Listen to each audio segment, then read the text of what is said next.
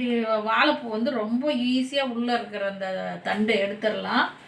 இங்கே பாருங்கள், அந்த உள்ளே இருக்கிற நாரை இப்படி கட் பண்ணி கத்தி அழுத்தி பிடிச்சிட்டு இப்படி இழுத்திங்கன்னா சூப்பர். இங்கே பாருங்க, எல்லாம் வந்துடுச்சு. இங்கே பாருங்கள், அப்படியே ஃபுல்லாக வந்துடுச்சு. இந்த ஈஸி மெத்தடில் நீங்கள் வாழைப்பூ நாம் ஒவ்வொன்றா எடுத்துக்கிட்டு இருக்கணும். இப்படி கத்தி அழுத்தி பிடிச்சி இந்தாண்டு அப்படி லேசாக இழுத்திங்கன்னா எல்லாமே வந்துடுது. இருத்தம்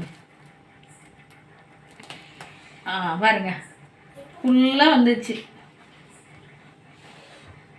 இது மாதிரி நீங்களும் செய்யுங்க. இப்படி அப்படியே கொத்து கொத்தாக எடுத்துகிட்டு நம்ம இப்படி வச்சு இப்படி கத்தியில் இழுத்தா எல்லாமே வந்துடுது. இதை வச்சு இது பாருங்க, ஃபுல்லாக வந்துடுச்சு.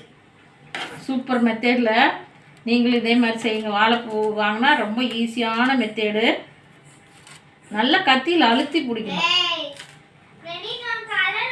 ஒன்று விடாத வந்துருக்கு பாருங்க. அவனை தடுத்து எல்லாம் வந்துடுச்சு, ஒன்று விடாத. நல்லா கத்தியை லூஸ் இல்லாத அழுத்தி பிடிச்சிங்கன்னா வந்துடும். கொஞ்சம் லூஸாக இருந்தால் நின்றுடும்.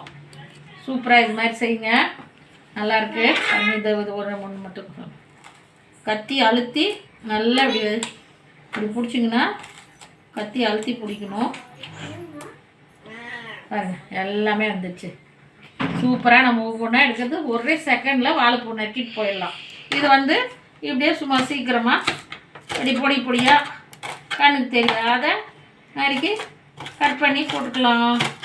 ஈஸி மெத்தடில் வேலை முடியும். அப்போல்லாம் நாங்கள் ஒவ்வொன்றா பிச்சுக்கிட்டு இதுக்கு ஒரு அரை நாள் ஆகும். இப்போ எவ்வளோ சீக்கிரமாக இருக்கும், ஒரே செகண்டில் இவ்வளோ எடுத்துட்டேன். இதே மாதிரி நீங்களும் செய்யுங்க. வாங்க, வடை செய்யலாம், கட் பண்ணிக்கலாம்.